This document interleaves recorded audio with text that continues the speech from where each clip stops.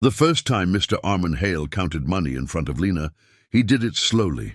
He sat at the long mahogany desk in his study, the late afternoon sun spilling through the tall windows, lighting up the stacks of cash like something sacred. The safe behind him stood open, its steel mouth wide and unapologetic. Lena stood near the doorway, clutching a dust cloth, her eyes lowered. "Don't worry," Armand said casually, not looking at her. "I trust you." He didn't. Armand had built his fortune on caution. Real estate, investments, silent partnerships. He trusted contracts, numbers, security systems, not people, especially not people who needed the job as much as Lena clearly did. She had started working at his mansion 3 months ago, quiet, punctual, almost invisible. She wore the same 2 faded uniforms in rotation. Her shoes were worn thin at the heels. She never asked for advances, never lingered, never looked him directly in the eye for more than a second. That somehow made him suspicious. He had heard stories from friends. Jewelry missing, cash disappearing in small amounts, staff who smiled and bowed and stole. Armand told himself he was being careful, not cruel. So he planned a test. On a Monday morning, he called Lena into the study. "I'll be out most of the day," he said, adjusting his cufflinks. "There's cleaning to be done in here. Papers to dust, shelves." "Yes, sir," she replied softly. He turned the dial of the safe, opened it, and stepped aside as if absent-mindedly distracted by his phone. Inside, neatly arranged, were bundles of cash, more than enough to change a life, enough to pay debts, buy comfort, escape struggle. He pretended to hesitate. "I'll lock it when I get back," he muttered, grabbing his coat.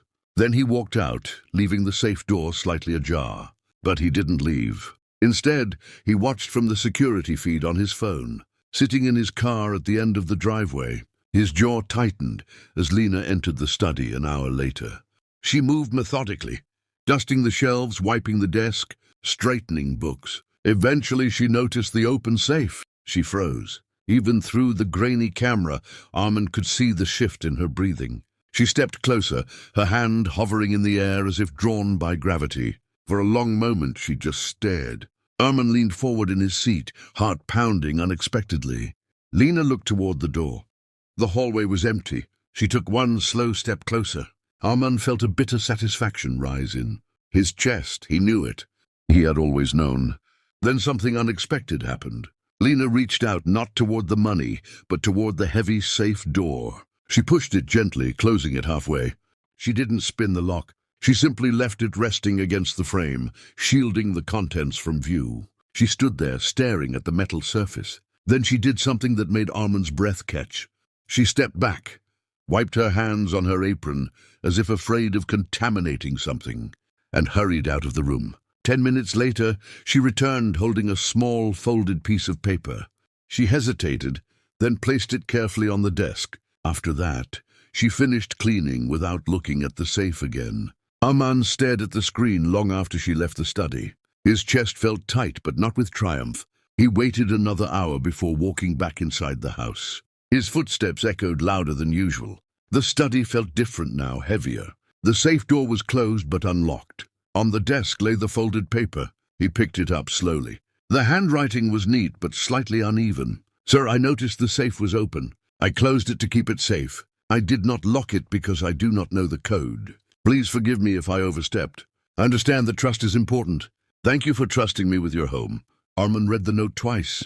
Something unfamiliar stirred in him. Guilt. He sat down at his desk, staring at the safe. The bundles of cash inside suddenly looked smaller, almost trivial. That evening, he called Lena into the living room. She walked in with the same quiet posture, hands clasped. "You closed the safe," he said. "Yes, sir. It was open." "You didn't take anything?" Her eyes widened, confusion flickering across her face. "Of course not, sir." He studied her carefully. "Do you know how much money was inside?" She shook her head. "It is not mine to count." The simplicity of the answer pierced him. "Why didn't you just ignore it?" he asked. She hesitated, then spoke softly. "Because my father used to say that what is not yours carries weight. Even touching it can make your heart heavy." Armand felt something break open inside his chest. "And yet," he said quietly, "you could use it. Couldn't you?" For the first time, she looked directly at him. "Yes," she said honestly. "My mother needs medicine." My brother's school fees are late. But if I take what is not mine, I will lose something bigger. Her voice trembled slightly, but she did not look away.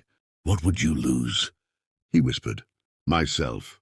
Silence filled the room. Herman thought of the deals he had made, the corners he had cut in his early years.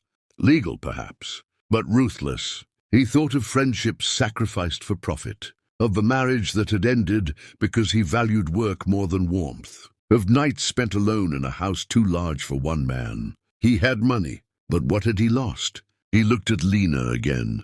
Her uniform was still faded, her shoes still worn, yet she stood with a steadiness he suddenly envied. Sit down, he said gently. She hesitated. Sir? Please. She sat on the edge of the sofa, uncertain. Armand swallowed hard. I left the safe open on purpose.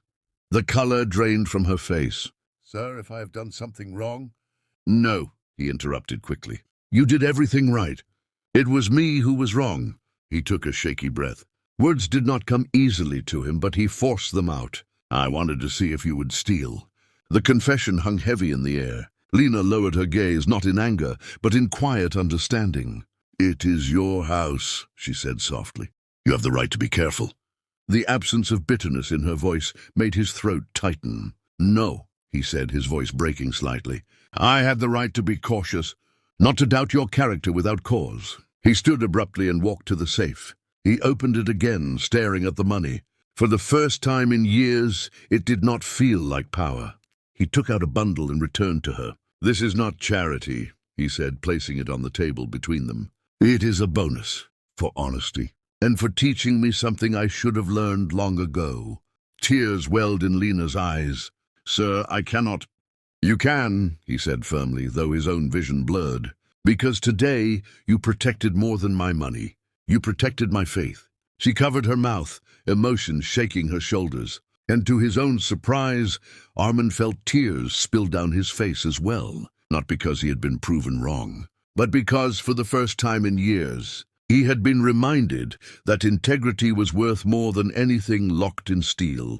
As Lena left the room, clutching the money with trembling hands, Armand remained seated, staring at the open safe.